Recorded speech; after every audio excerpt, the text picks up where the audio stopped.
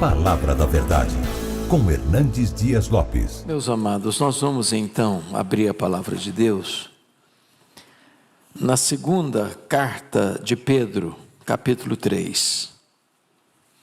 Segunda carta de Pedro, capítulo 3.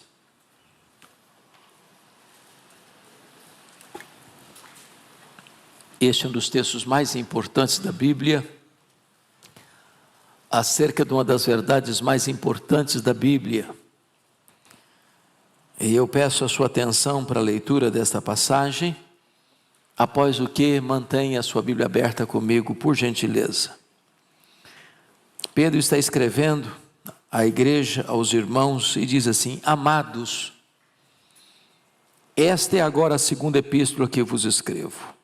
Em ambas, procuro despertar com lembranças a vossa mente esclarecida, para que vos recordeis das palavras que anteriormente foram ditas pelos santos profetas, bem como do mandamento do Senhor e Salvador, ensinado pelos vossos apóstolos.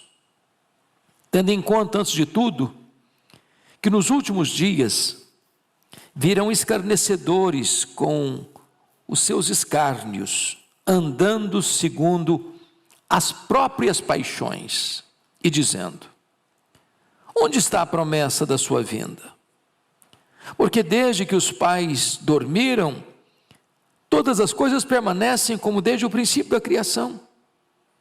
Porque deliberadamente esquecem que de longo tempo houve céus bem como terra, a qual surgiu da água e através da água pela palavra de Deus, pela qual veio a perecer um mundo daquele tempo afogado em água.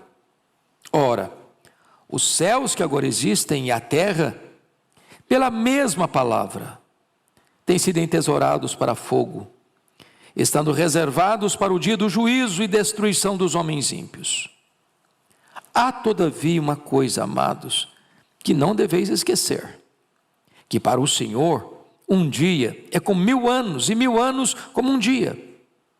Não retarda o Senhor a sua promessa, como alguns a julgam demorada. Pelo contrário, Ele é longânimo para convosco, não querendo que nenhum pereça, senão que todos cheguem ao arrependimento. Virá, entretanto, como ladrão o dia do Senhor, no qual os céus passarão com estrepitoso estrondo, e os elementos se desfarão abrasados. Também a terra e as obras que nela existem serão atingidas.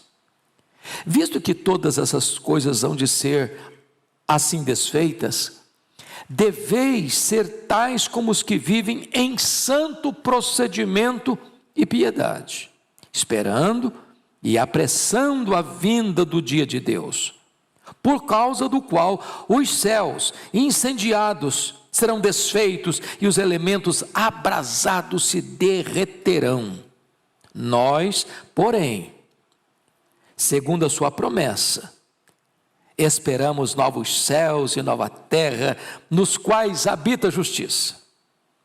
Por essa razão, pois, amados, esperando essas coisas, empenhai-vos por serdes achados por Ele em paz, sem mácula e irrepreensíveis, e tendo por salvação a longanimidade de nosso Senhor, como igualmente o nosso amado irmão Paulo vos escreveu, segundo a sabedoria que lhe foi dada, ao falar acerca desses assuntos, como de fato costuma fazer em todas as suas epístolas, nas quais há certas coisas difíceis de entender, que os ignorantes e instáveis deturpam, como deturpam as demais escrituras para a própria destruição deles. Vós, pois, amados, prevenidos como estáis de antemão, acautelai-vos. Não suceda que, arrastados pelo erro desses insubordinados, descaiais da vossa própria firmeza. Antes, crescei na graça e no conhecimento de nosso Senhor e Salvador Jesus Cristo. A Ele seja a glória, tanto agora como no dia eterno. Aleluia. Amém.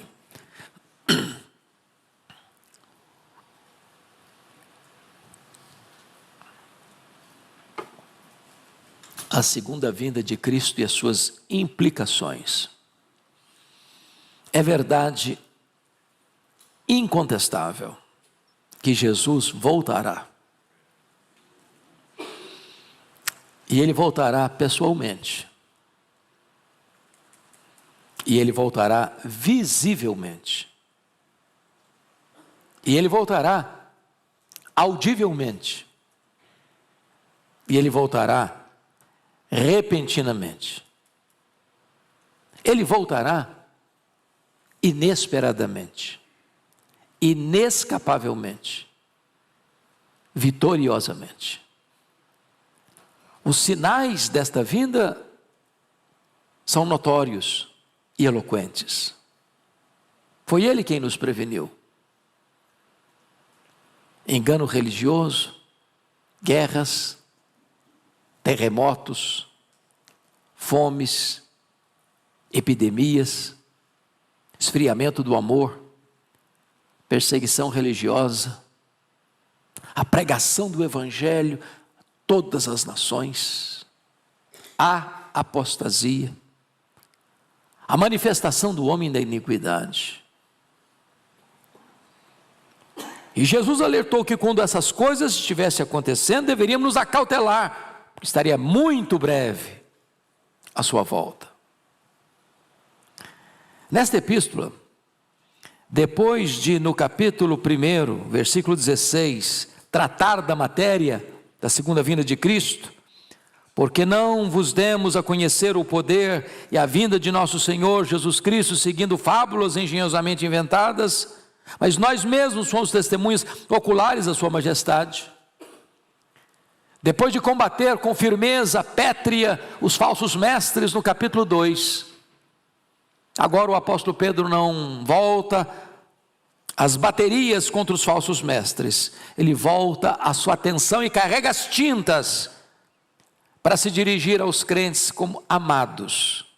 Se vocês prestaram atenção na leitura, por várias vezes Pedro se dirige aos seus destinatários como amados, amados, amados, para consolá-los e para tratar com eles desta magna verdade, a segunda vinda do Senhor Jesus Cristo. E prestem atenção que Pedro adota uma coisa que nós todos deveríamos estar atentos, que é a importância da repetição. Não fique triste com o seu pastor se ele repetir um sermão. Essa prática foi usada por Paulo, essa prática foi usada por Pedro. Vejam vocês no verso 1, quando ele diz: esta é a segunda epístola que vos escrevo. Em ambas procuro despertar com lembranças a vossa mente esclarecida. Ele está dizendo o seguinte: vocês já sabem, mas eu estou lembrando de novo vocês. É assim no ensino secular. Não é assim? Você repete, e repete, e repete as mesmas verdades. Então não espere coisas inéditas no domingo, durante a semana, na sua igreja, não. Espere, talvez, ouvir as mesmas verdades, talvez com ênfases diferentes, com abordagens distintas, mas as mesmas verdades.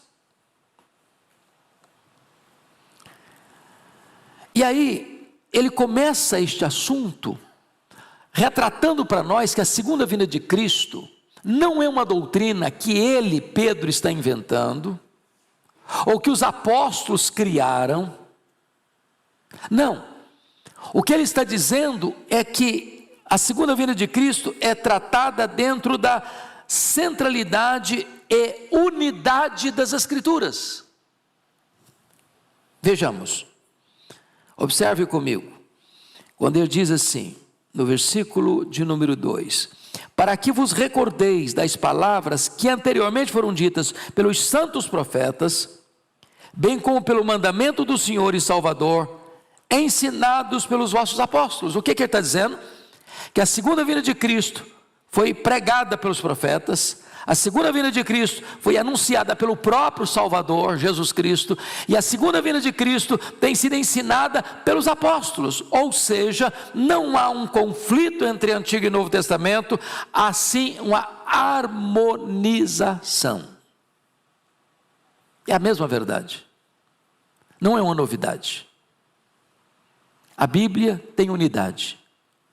É triste quando você vê alguns espertalhões do topo da sua falsa sapiência, querendo colocar o Antigo Testamento contra o Novo e o Novo contra o Antigo, como se o Deus do Antigo Testamento fosse um e o Deus do Novo Testamento fosse outro. Não há esse conflito, não há esse bater de cabeças. A palavra de Deus é una. É bem verdade que a revelação é progressiva até Jesus e não a partir de Jesus. Mas o exemplo clássico é que esta doutrina bendita e gloriosa da parousia, da consumação dos séculos, da segunda vinda de Cristo, foi pregada pelos profetas, foi também anunciada pelo Senhor Jesus Cristo e agora é proclamada pelos apóstolos numa plena harmonia. E por que Pedro está dizendo isso? Porque Pedro está prevenindo os crentes acerca do perigo da influência dos falsos mestres, que se aproveitam disso, para tentar encontrar uma brecha para jogar profetas contra apóstolos, apóstolos contra os profetas, e o ensino de Jesus contra os profetas e os apóstolos, e ele está dizendo, cuidado com esses falsos mestres, e ele vai abordar isso agora, veja você, a partir dos versos 3 a 5. Então ele diz assim, tendo em conta, antes de tudo, que nos últimos dias virão escarnecedores, com seus escárnios, andando segundo as próprias paixões, e dizendo, onde está a promessa da sua vinda? Porque desde que os pais dormiram, todas as coisas permanecem como desde o princípio da criação, porque deliberadamente esquecem que de longo tempo houve céus bem como terra, a qual surgiu da água e através da água pela palavra. Então destaca aqui 4 coisas. Primeiramente, o tempo em que esses falsos mestres vão surgir. Versículo 3 diz, nos últimos dias. E o que são últimos dias? O que significa últimos dias?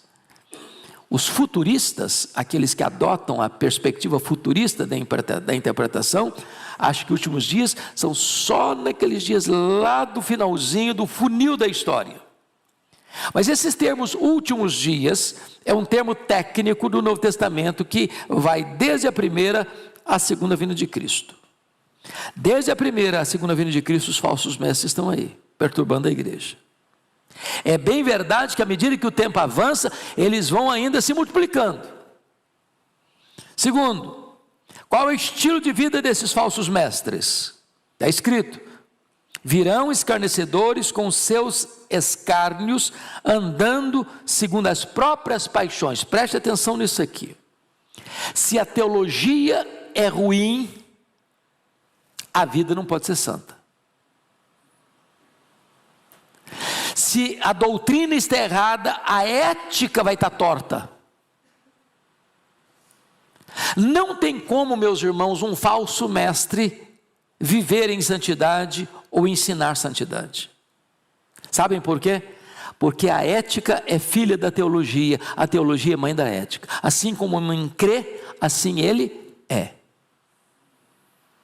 Terceiro, vamos ver qual é o ensino desses falsos mestres. O verso 4, o ensino está aí, dizendo, onde está a promessa da sua vinda? O que eles estão questionando? Jesus não vai voltar coisa nenhuma. Que bobagem vocês acreditarem nisso. Qual é o argumento deles? Desde que os pais dormiram, nunca mudou nada. Talvez eles estão dizendo assim, os profetas falaram que ele ia voltar, ele falou que ia voltar, os apóstolos dizem que ele vai voltar, e cadê que ele não voltou até hoje? E tem gente até hoje usando o mesmo argumento, nunca nada mudou. Os nossos avós falaram que ele ia voltar, os nossos pais falaram que ele ia voltar, nós estamos falando que ele vai voltar, e por que ele não chegou até agora? É o argumento deles.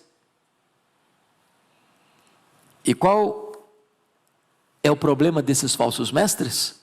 Versículo 5 diz assim: porque deliberadamente esquecem. Notem que o problema dos falsos mestres não é problema de memória, não é esquecimento por causa de falta de memória, é esquecimento deliberado por causa de falta de ética. Eles são seletivos no seu esquecimento. Por quê? Porque preste atenção nisso aqui, irmãos. Quando uma pessoa ensina uma doutrina falsa, é porque ele, via de regra, não quer corrigir sua conduta. E porque não quer corrigir sua conduta, ele cria uma teologia para justificar sua falsa conduta. Em vez dele se arrepender e adequar sua vida à verdade, ele então muda a verdade, ele distorce a verdade, ele cria uma teologia para justificar o seu comportamento torto.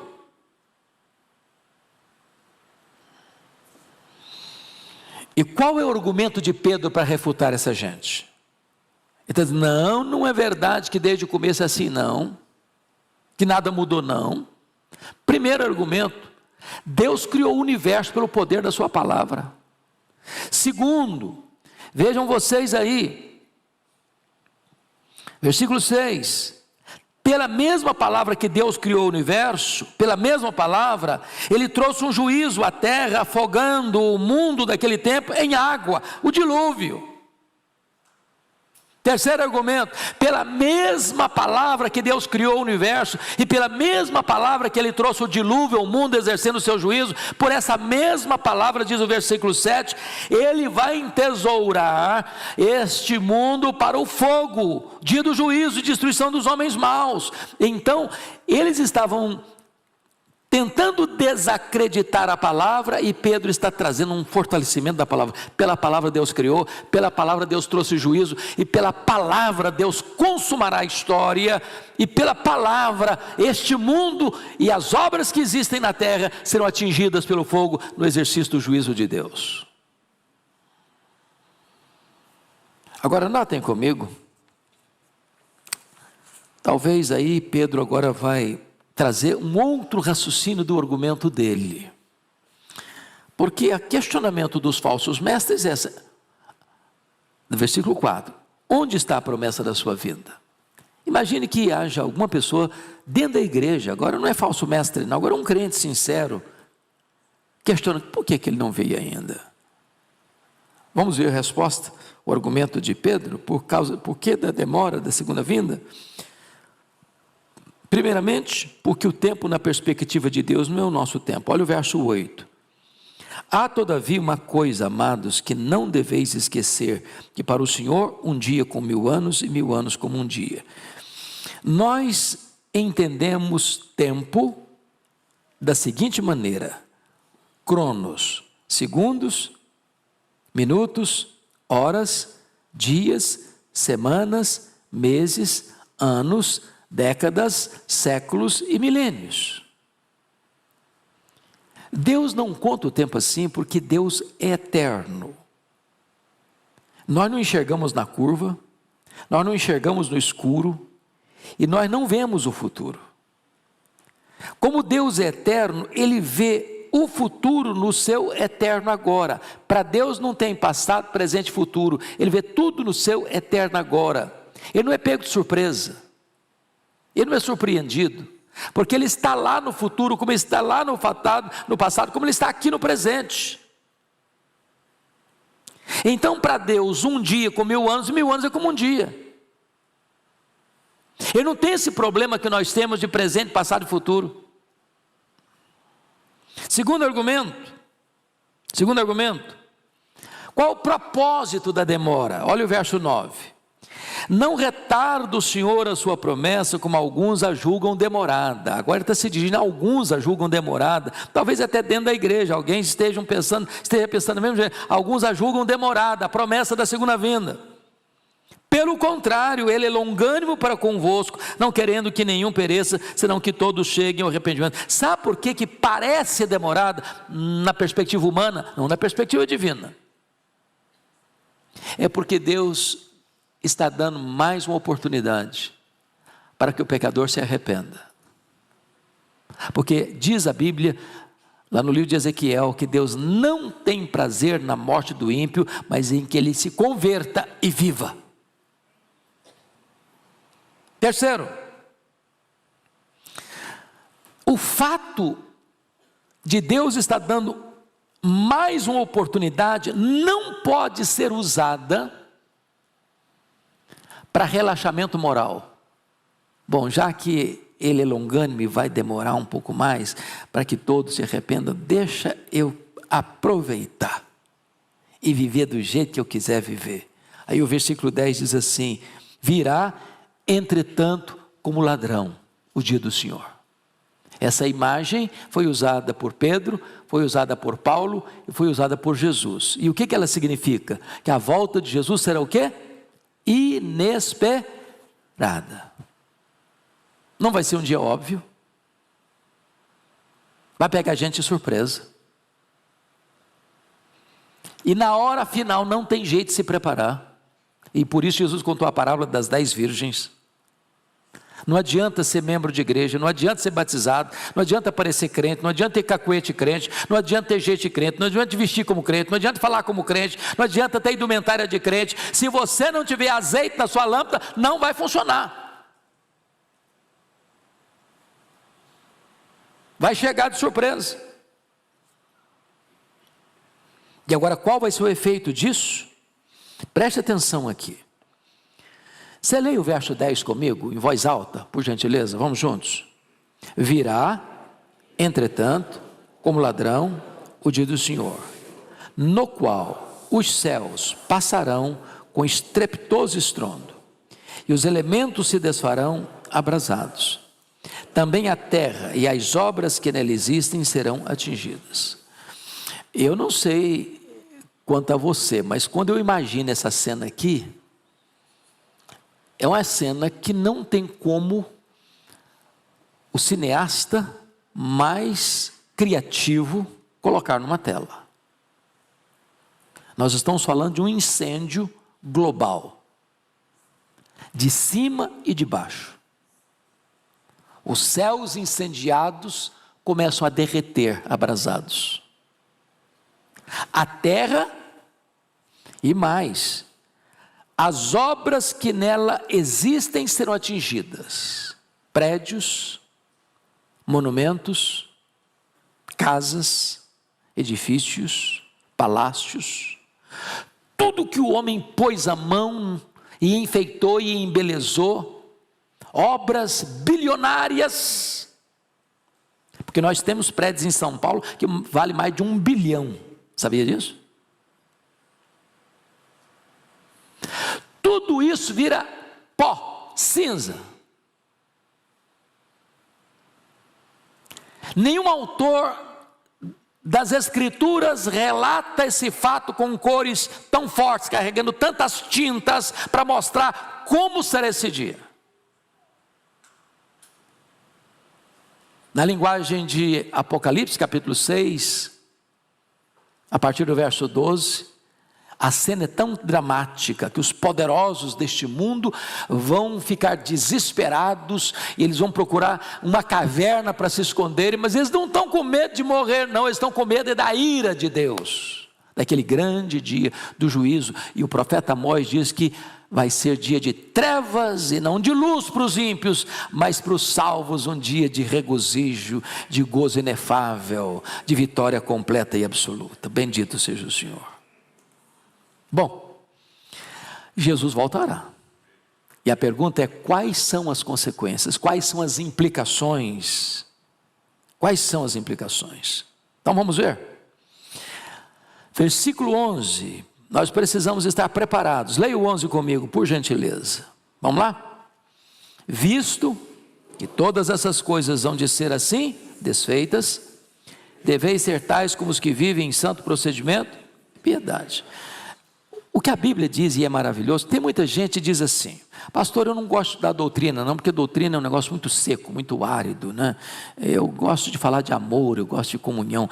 Irmãos, É a mesma coisa, pensa comigo aqui. Eu quero construir uma casa, mas eu não quero lançar fundamento não. Isso é perda de tempo. Vamos começar com as paredes uma vez, vamos botar o telhado.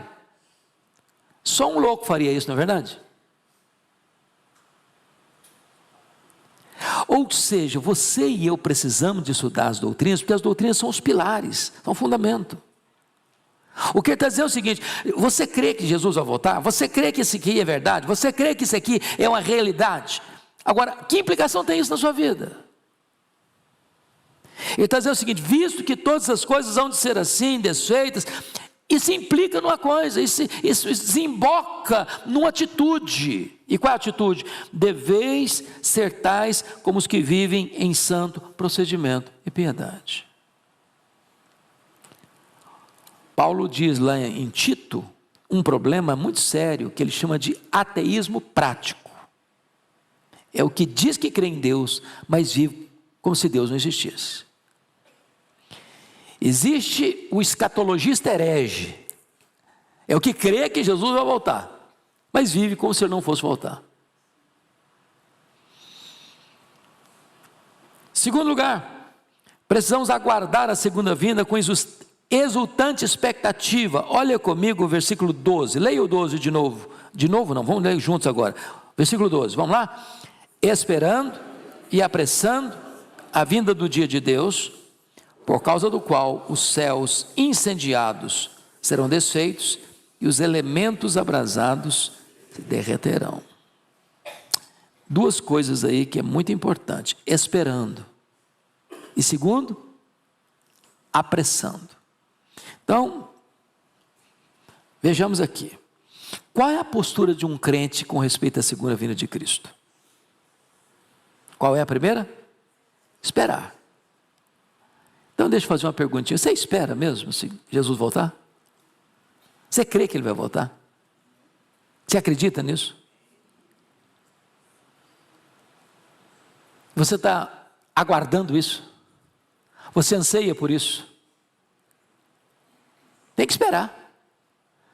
Tem gente que nem espera, e até nem gostaria que ele voltasse, porque está tão acomodado, gostando tanto daqui, que ele não quer que Jesus volte.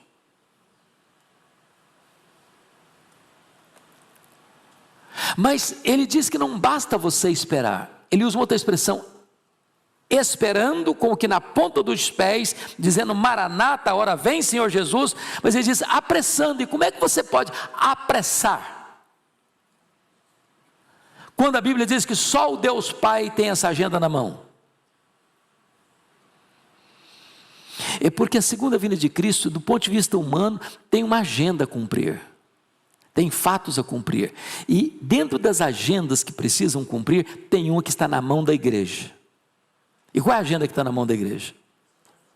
A pregação do Evangelho do Reino em todo o mundo, para testemunho a todas as nações. Então virá o fim. Como é que a igreja pode apressar a segunda vinda de Cristo? É cumprindo essa agenda. O pastor Ivarra deu um spoilerzinho no começo, mas eu não tenho dúvidas de que Deus trouxe na nossa geração, e é na nossa geração mesmo, literalmente. Eu me lembro que quando eu fiz seminário, nos idos de 78 e 81, eu tinha uma maquininha de escrever Letera 32, e eu era o cara porque tinha uma Letera 32. Eu já era pastor em Vitória, quando eu vi o primeiro computador, e era uma mesa inteira. A primeira impressora que eu vi, meus irmãos, era um catatal desse tamanho. O primeiro computador que eu comprei, meu laptop tinha 2 gigas e era um espetáculo. E eu fiz minha tese, tudo com 2 gigas. Até que ele travou, não tinha mais conserto. Primeiro telefone celular que você e eu usamos era um tijolo, dava quase dor na coluna para o cara usar. E hoje nós somos geração que guardamos os nossos documentos nas nuvens. Como diz alguém, eu não sei onde é essa nuvem.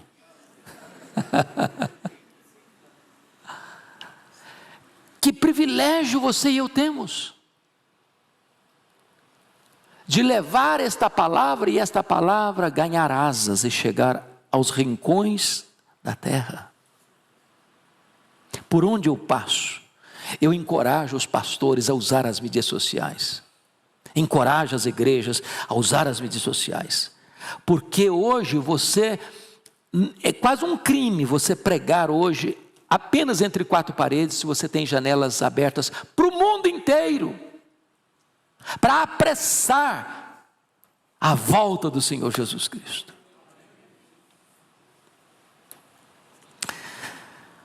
Pois bem, versículo 13, nós precisamos aguardar o cumprimento da promessa da consumação. Leia o 13 comigo, porque notem, algumas pessoas dizem assim: pastor, mas se essa coisa que está prometida no verso 12 aí, olha aí, os céus incendiados, desfeitos, elementos abrasados e derretendo, é uma cena de terror, eu não quero participar disso não, eu vou estar com muito medo, vou estar desesperado. Olha a realidade dos crentes, versículo 13, porque notem que tem uma conjunção adversativa no verso 13, então vamos ler o 13, nós, porém, segundo a sua promessa, esperamos novos céus e nova terra, nos quais habitam justiça. Então Deus não vai destruir o que está aqui não, Deus vai renovar o que está aqui. Aqui a natureza está gemendo, aguardando o dia da sua redenção. E quando Jesus voltar, não é só a igreja que vai ser glorificada não, o próprio cosmos vai ser restaurado da presença do pecado, redimida desse cativeiro do pecado, e então vai ter novos céus e nova terra. Louvado seja o Senhor. Então, para terminar, Pedro vai agora, como um pastor que foi, e como um pregador que foi, ele vai fazer as últimas aplicações do seu sermão, nos versos 14 a 18. E a primeira aplicação que ele faz, e exortação que ele faz, está no versículo 14. Leia comigo o 14, por favor. Por essa razão, pois, amados, esperando essas coisas, empenhai-vos por seres achados por ele em paz, sem mácula, irrepreensíveis. Então para de brigar, para de fazer confusão, para de ser cri-cri, para de criar contenda, para que quando Jesus voltar te ache em paz. Segundo, para de viver uma vida torta, para que ele encontre você sem mácula. E não viva uma vida na corda bamba não, para que ele encontre você irrepreensível. Então doutrina tem implicação, desemboca na conduta.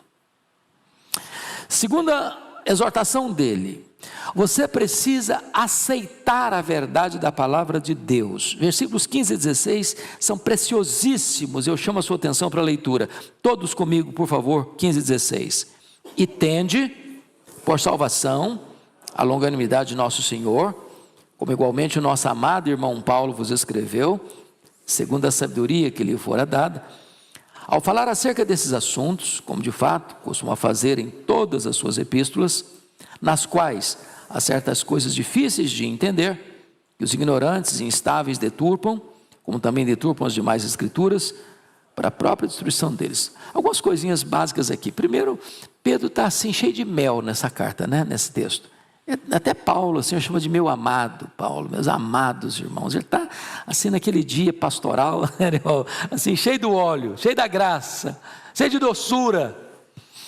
A segunda coisa que ele menciona aí, que é digno de nota, é que as cartas de Paulo, já quando Pedro escreve, já estavam sendo recebidas pelas igrejas como cartas canônicas, que já faziam parte das escrituras. Terceira coisa digna de nota, é que Pedro reconhece que Paulo recebeu de Deus uma dose especial de sabedoria. porque ele escrevia coisas difíceis de entender. Agora isso tira a gente de uma enrascada, né? Porque se você lê alguma coisa de Paulo, não estou entendendo. O nosso irmão Pedro também não estava entendendo, não.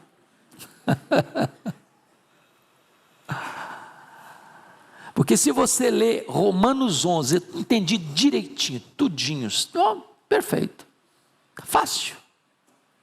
Com 2 e 2 são 4, parabéns, você é melhor que Pedro.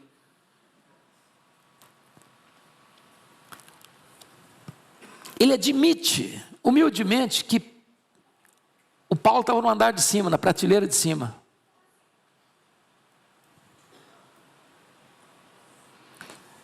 O que ele está querendo nos ensinar aqui, meus amados irmãos, é que nós temos que ter cuidado, para não sermos como aqueles que são ignorantes, instáveis, que deturpam a palavra de Deus, as Escrituras.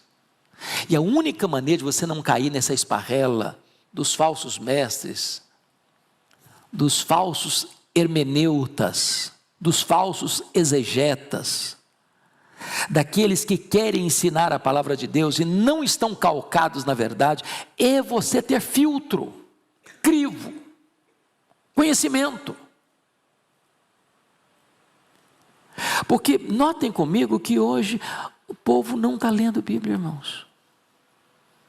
Olha, nós acabamos de elogiar as mídias sociais, mas embora eu tenha a Bíblia no meu smartphone, eu tenha a Bíblia com as línguas originais do meu smartphone, mas tem hora que o papel ajuda, não fala a verdade?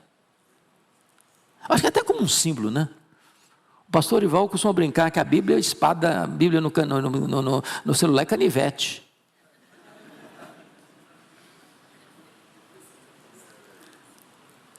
Até para segurar a Bíblia mesmo. Eu não sei quanto você, eu quando pego a minha Bíblia, eu ando com orgulho, de peito estufado.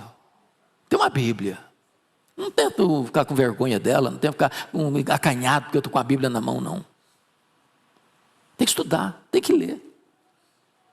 Eu falava com o pastor Igual há pouco, fui pregar lá em Belém, pastor Samuel Câmara, e ele dá muita ênfase à escola bíblica dominical, e agora ele está encorajando os crentes a escrever a Bíblia. Escrever a Bíblia toda. E quando o cara escreve a Bíblia toda, de Gênesis a Apocalipse, ele chega na igreja e ganha um diploma, bonitão. É isso mesmo. Você sabia que a igreja valdense memorizou a Bíblia toda? E memorizou a Bíblia toda porque as cópias da Bíblia eram caríssimas. E a igreja começou a queimar as cópias das Bíblias que eles tinham. A única maneira de eles preservarem a Bíblia era guardar tudo na memória. E eu temo às vezes que se você fizer um concurso na igreja assim, de supetão, domingo, meus irmãos, vão trazer 20 irmãos na igreja aqui à frente, que vão citar de cor 20 versículos da Bíblia. Eu não sei se a gente não vai passar constrangimento. Até os mais antigos de igreja. Se você não conhecer, você vai acabar caindo nas mãos dos espertalhões. Então, terceiro conselho dele, versículo 17. Leia o 17 comigo, por favor. Vamos juntos. Vós, pois, amados, prevenidos como estáis de antemão, acautelai-vos. Não suceda que, arrastados pelo erro desses insubordinados, descaiais da vossa própria firmeza. Não está falando de cair da fé não, tá, gente? Ele está falando de cair da fé, de perder a salvação, de você estar salvo agora e ir para o inferno depois, não. Não é isso que ele está falando. Descair de quê? Da firmeza. O que é descair da firmeza? É um crente assim, meio mole. Só vento bate para cá, ele vai para lá, sopra para lá, vai para cá. Às vezes até na liderança da igreja, irmãos, eu vejo isso. Às vezes o cara vai para um congresso, aí ele escuta uma novidade. Gente, nós vamos ter que botar a nossa igreja toda nessa direção. Aí ele vai para um outro congresso, escuta uma outra coisa. Não, irmão, não era lá não. Agora estou todo mundo para essa direção. Aí vai para um terceiro congresso. Não, meus irmãos, não era nem lá nem cá. Agora nós vamos para essa direção. E nenhum líder está entendendo direito, nenhum líder está seguro direito. Imagine os crentes. Tem crente que está inseguro, sem certeza, sem convicção, caindo da sua firmeza.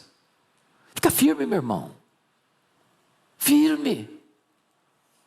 Paulo escreveu para Timóteo e disse o seguinte: Timóteo, permanece naquilo que você aprendeu, permanece.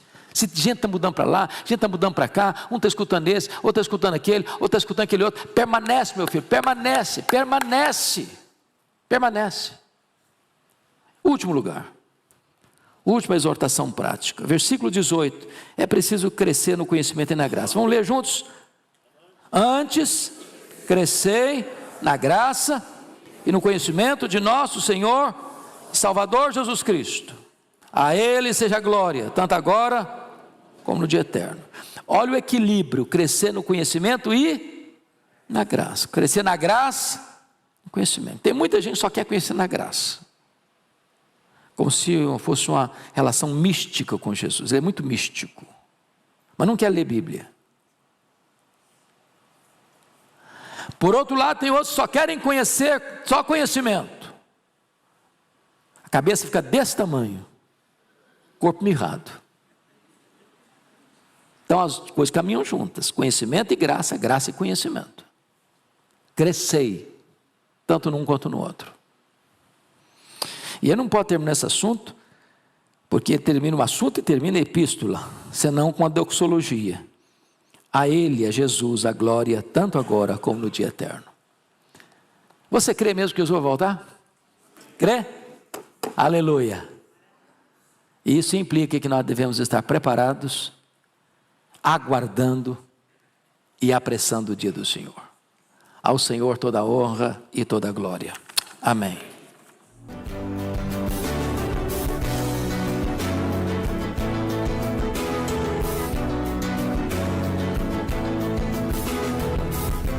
Palavra da Verdade, com Hernandes Dias Lopes.